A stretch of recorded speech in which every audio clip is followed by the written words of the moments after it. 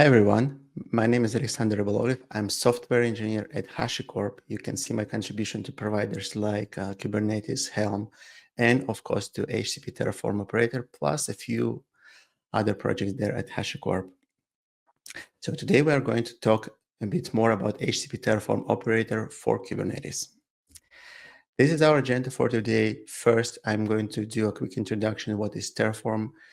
What is HCP Terraform, Terraform Enterprise, and Kubernetes Operator? Then we'll talk about the architecture of the operator, about key features, performance, lessons that we learned during the development, and of course, at the end, I will provide you with all the references to the projects that I will mention during this presentation. Okay, first, introduction. HCP Terraform, if you still don't know this one, is an application that helps teams to use Terraform together. There is a self-hosted instance of HCP Terraform. We call it Terraform Enterprise. In my case, when it comes to different sort of platforms, I've always wondered, like, what are the tools that I can use to manage those platforms? In the case of HCP Terraform, it can be as simple as using Web UI, or you can go with Terraform provider for HCP Terraform. You can use different integrations such as ServiceNow. In this specific talk, I really want to focus on the Kubernetes operator to manage HCP Terraform. What is Kubernetes operator? Well, it's a software that extends the Kubernetes API to automate workload management. And this is exactly what we're looking for when it comes to managing different platforms, including HCP Terraform. Now let's talk a little bit of the architecture of this operator. So at the very, very high level, you can think about any Kubernetes operator as a software installed on your Kubernetes cluster along with custom resource definition. And then platform team is going to push custom resources to the Kubernetes cluster, and the operator will do the needful to manage external resources. In our case, it's going to be HCP Terraform. Now let me zoom into a bit more details about the architecture. First one is the communication with HCP Terraform. So as you can see, the operator basically consists of multiple controllers that use Go client to interact with HCP Terraform. It is very important to understand that Go client needs some sort of credentials to basically communicate with HCP Terraform. In our case, it's going to be the organization name, the API token that is associated with this organization. And if you use Terraform Enterprise, you have to provide with its URL. A very important note here is a single installation of the operator can manage either HCP Terraform or Terraform Enterprise. At the same time, a single installation of the operator can manage custom resources for different organizations, or it can use different API token for different custom resources. With that being said, I want to highlight that once you install the operator with a Helm chart, and if you use Terraform Enterprise, you need to specify the Terraform Enterprise URL. So at the same time, the organization name and API token are supplied together with a custom resource. So they are per custom resource, and we securely store API tokens in the secret. So in your custom resource, you refer to the Kubernetes secret that you use to store this API token. Okay, now a little bit more about the intra-Kubernetes communication. What is actually happening within your Kubernetes cluster when you have the operator installed there? First and very important thing mentioned here is a custom resource definition. This is basically that thing that extends Kubernetes API. It will add a few more API points, endpoints to your Kubernetes cluster along with the schema for those API endpoints. And this schema is very important because it actually will tell the Kubernetes API what are the possible fields can be there in a custom resource, what are those fields are mandatory, and what are the type of those fields. So for instance, it can be a Boolean field, it can be a number, and if you try to provide, let's say, a number instead of Boolean type like true or false, you will get an error from Kubernetes API. So once you have a CRD installed on your Kubernetes cluster, the platform team should be able to publish custom resources right away. The Kubernetes will do the validation against schema for this specific API endpoint. And if everything looks great, it will accept this and store in an etcd database inside Kubernetes cluster, of course. But at this point, nothing is going to happen unless you run the operator on the same Kubernetes cluster. As I mentioned before, the operator consists of one or multiple controllers. And once you run the operator, it will start watching those custom resources and will trigger reconciliations on the change event. A change event can be when you create a new custom resource or when you modify existing custom resource or you delete it. In this case, operator will be triggered and will start reconciliation loop. Reconciliation loop is something that allows controller to make sure that external object, in our case, HCP Terraform, is in the same stage as described in a custom resource. You will see a few more examples in the further slides. So for now, just keep that one in mind. It is also very, very important to understand that custom resource in this case will act as a source of truth for this external resource. It means like if you're going to manage your HCP Terraform workspaces with our operator, and if you do any manual changes through a web UI or any other ways, in some time, you can expect that the operator will run a reconciliation loop and will make sure that it will revert all the changes if they are not matching the custom resource that you've published before. Another important thing about reconciliation is that reconciliation might happen also periodically, not only on a change event. We run these reconciliations periodically just to make sure that external object is matching with the custom resource that you've published. It's also you can also expect that reconciliation will happen every time when the previous reconciliation ends up with an error. So we want to make sure that it's all synchronized. As you can see from this picture, the operator can consume some Kubernetes resources. In this case, it's a secret and a config map. As I said before, the operator consumes API token from the secret. It also can consume Terraform variables from both secrets and a config map. It's totally up to you. You can save them all in a secret or a config map. But I would highly advise to keep sensitive variables in the secrets and non-sensitive in a config map or everything in secrets. The operator can also produce some resources, as you can see here. So it can produce secrets and a config map. In a secret, we store Terraform outputs that are sensitive. In a config map, we store non-sensitive Terraform outputs. Also in the secrets, we store agent tokens if you want the operator to manage your agent pools there in the HCP Terraform. Also, if you want the operator to perform agent deployment or agent scaling, you can expect that the operator will perform deployments on your behalf. So in order to deploy agents. That was it about the architecture. Now let me talk a little bit about the key features. Key features here is actually controllers.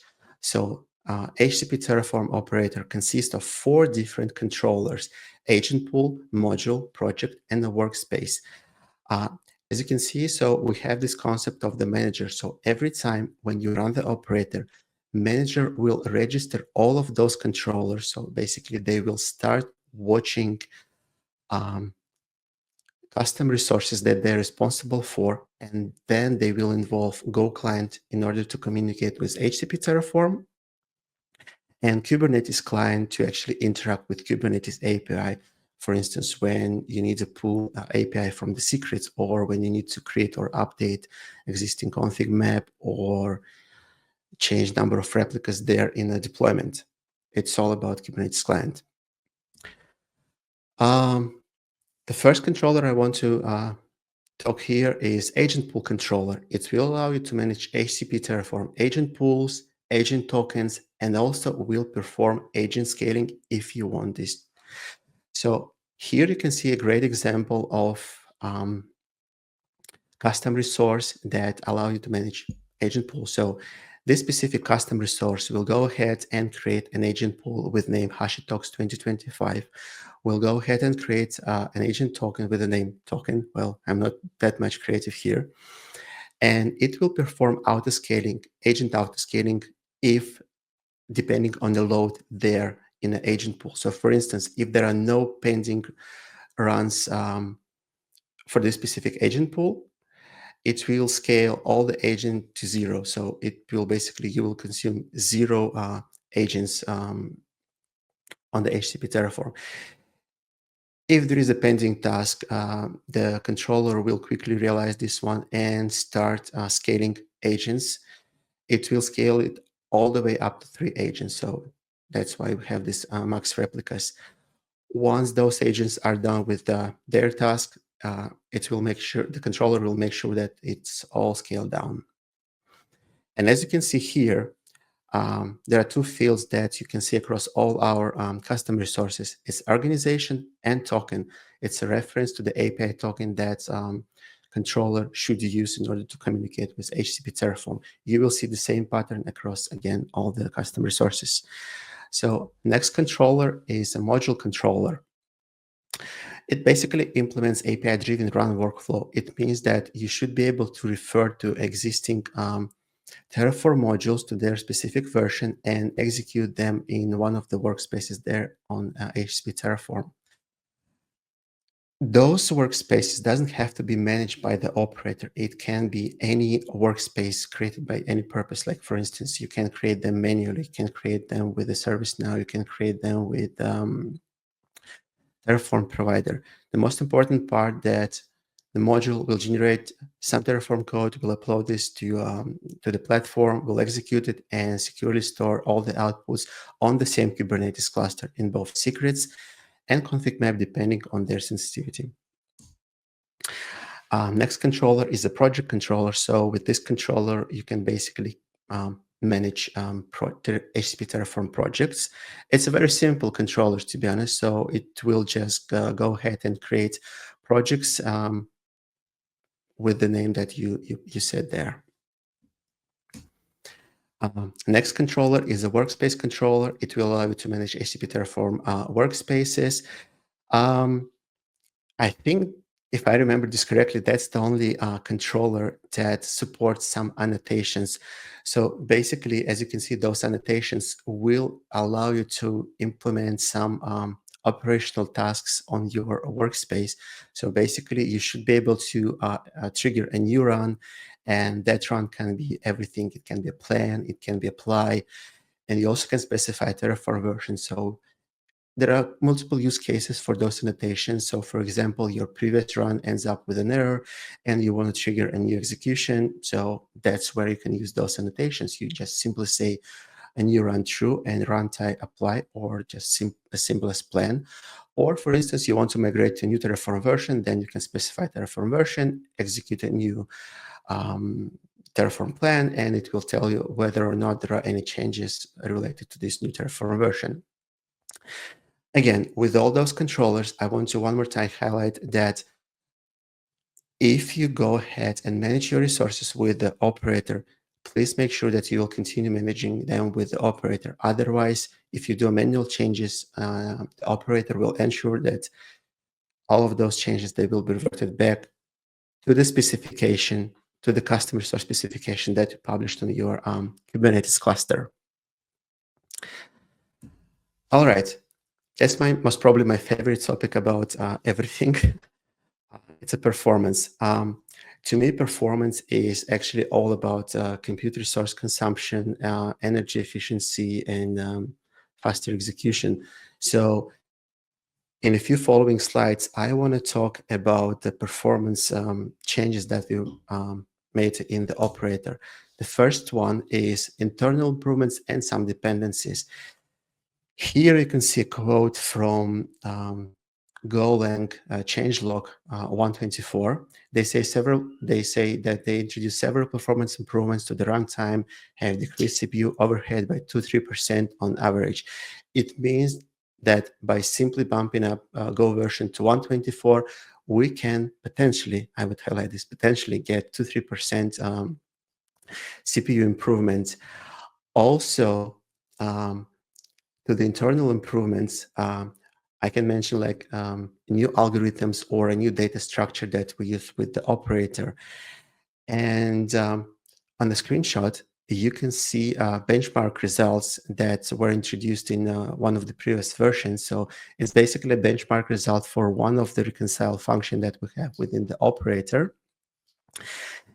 And the difference actually is huge, is 253% faster execution. And if you say, but well, this is just one function out of hundreds there, you will be right. So most probably the change in this function will have overall impact like 1% on the total improvement there.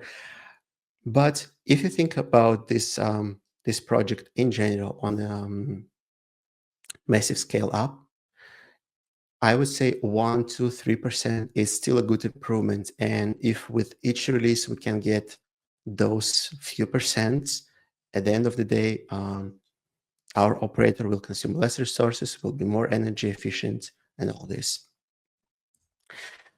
Another great example of the performance improvement is actually collaboration between my team and the HCP Terraform team. I want to talk here about the version ID field that they've added to the API. So previously we had this kind of dilemma when it comes to reconcile sensitive variables. Sensitive Terraform variables, they're write only. It means like once they're published, there is no way to read their content from the API. In this case, since the operator is a source of truth for all these Terraform variables, there is only one way to ensure that the variable content is this on the platform is the same as we have on the Kubernetes cluster. Unfortunately, we had to always write those sensitive variables. We always have to do this API call to publish this variable again, and again, just because we couldn't read it content, which is fine because this is a sensitive variable.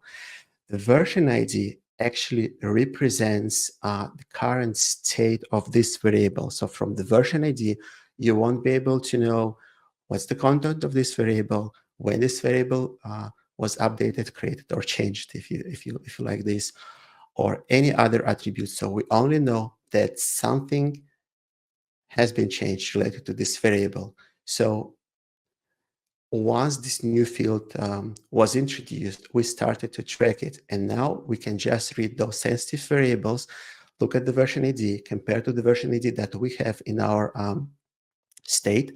And if they're not matching, we'll go ahead and perform reconciliation. If they're not matching, well, there is nothing to do. We assume that they are reconciled. With this change, we actually see a fewer API calls, again, because we don't have to reconcile sensitive variables.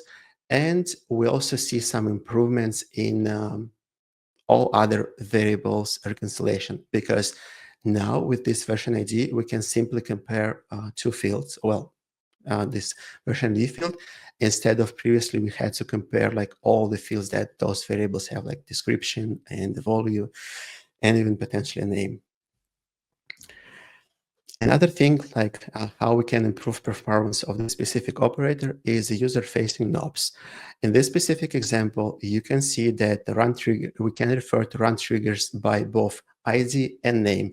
And you can see similar patterns with all other objects that we support with the different controllers. If it's possible, we try to provide this option to refer again by ID and the name. The problem is that in most cases, when you interact with the HCP Terraform API, you have to refer to objects by their IDs. Or for instance, if you look at the relations between different objects, they usually relate to each other by IDs, which kind of makes sense because ID is an immutable attribute, and name in most cases you can change.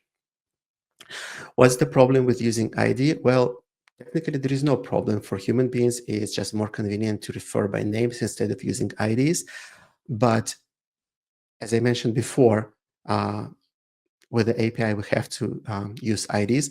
We have to perform ID lookup. So basically, we have to do some extra API calls in order to convert name to ID. So if, for example, you have a lot of objects that the operator has to manage, I would highly recommend to switch to IDs instead of names when it's possible, and that might give some performance improvements because we are going to do fewer API calls.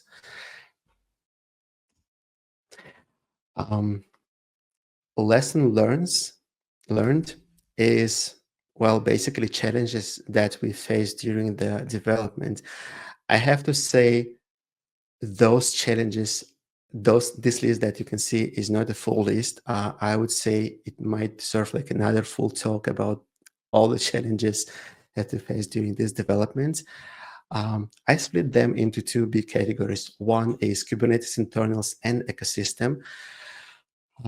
Basically, when you develop a Kubernetes operator, it is really important to pay closer attention on a CRD design, because once you publish your operator, it might be really hard to make any changes in your CRD, custom resource definition.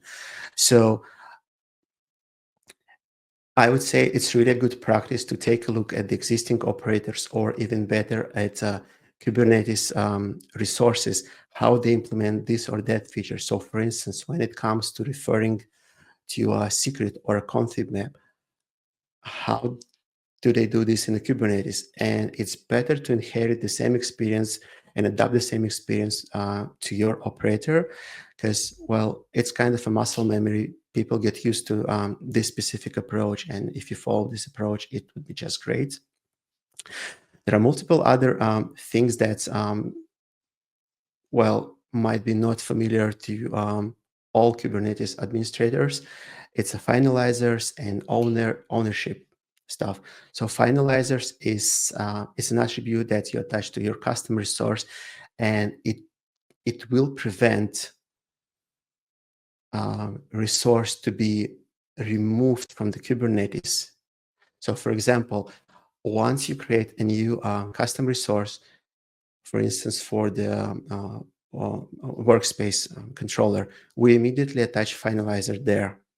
And if you delete this resource, Kubernetes will take a look and will notice that there is a finalizer. In this case, this custom resource will stay there until we remove this finalizer. And we will remove this finalizer eventually once we are done with the final reconciliation. So for instance, when you remove workspace, we can perform workspace deletion, or we can run Terraform destroy, or we can simply say like, okay, we are good to just remove this custom resource from the Kubernetes, and we want to preserve this workspace there on a HCP Terraform. Another thing is the ownership of the object. So as I mentioned before, different controllers, they can create different Kubernetes resources, like to store some Terraform outputs. For example, they can create secrets, they can create config maps. And those objects, they will get some sort of a stamp that this secret or this config map belongs to this custom resource. And as soon as you delete this custom resource, Kubernetes will go ahead and garbage collect all of those resources that were created by this object. It's going to be done automatically, which I found is really great, because you don't really, as a developer, you don't really have to care about all of those resources that you've created there.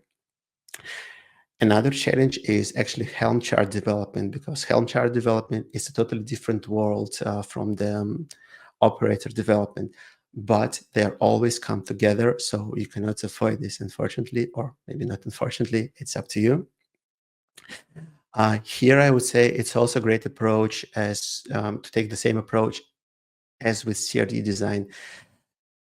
Just go ahead, take a look at the existing Helm charts, especially the very popular ones like Grafana or Cert Manager. Just take a look how they implemented certain things and try to maybe follow their examples again, because people build muscle memory, they get used to certain things, and even if you have a brilliant idea, maybe it won't get this nice user experience as you may expect. When it comes to Kubernetes ecosystem, there are multiple Kubernetes distributions, and one of the very popular one is is a Red Hat OpenShift. Not surprisingly, they have their own ecosystem, so they have their own operator hub. So it would be really nice if you can provide this experience to your end users, if they can use those native tools like OpenShift Operator Hub to actually install your operator instead of just thinking about OpenShift like yet another Kubernetes cluster. So this is also very important to take into account. A second big part of lessons learned is feedback and unusual use case scenarios. We really appreciate all the feedbacks that our practitioners share with us, and especially when it comes to massive scale-up challenges. Because sometimes when you develop a software, you think that you might cover all the use cases. But we've challenged this one. We've seen some feedbacks about the massive scale up and that the operator couldn't handle this the scale up. Fortunately, we were able to cover some of those cases with applying new algorithms, or some of those challenges, they can be addressed with the next bullet point. Additional configuration options for the operator control. So for example, if you're managing a lot of resources, a lot of custom resources with your operator, with your controllers, it might be a good idea to let it run a few concurrent workers. So basically, you should be able to handle more and more custom resources. But you have to be careful with this one, because if you're interacting with external resources, like in our case, HCP Terraform, there is a high possibility that you will face some API limitations on the third-party system end, because, well, you cannot do an infinite number of API calls, or you cannot perform like thousands and thousands API calls per second. So you really have to be careful with this one. So it's really great to provide with more options to actually tune your controllers, but you also need to take care of the documentation, like that you really document all those knobs that you provide with them. Another aspect of feedback that we've got is the metrics. So basically, it's really, really, really important to know how your controllers, how your operator performs. Like if there are any errors, or for instance, if the queue of unprocessed custom resources is growing, and what you can do with those metrics. Because on the one hand, you have a bunch of metrics coming with the operator.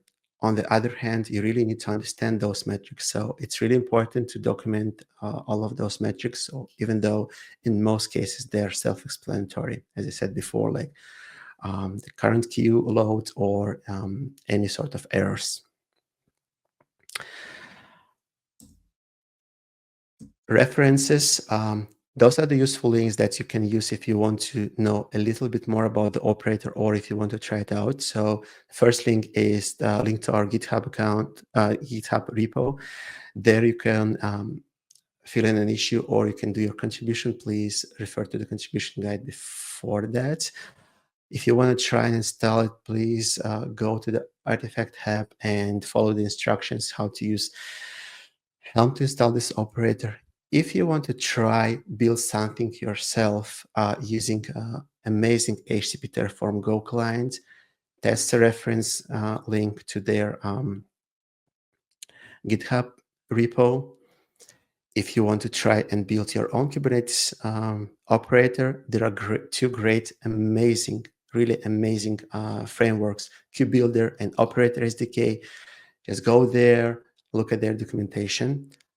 Of course, if you haven't tried yet, try HCP Terraform or Terraform Enterprise, and check out our HCP Terraform integrations page, because there you can find a way more integrations, not just Kubernetes operator, but ServiceNow and some other integrations. If you have any questions or feedback, please don't hesitate to contact me on LinkedIn. If I'm not able to answer some of your questions, or if you want me to pass feedback on the operator or any feature requests, I will be more than happy to find the right person for this one. Thank you.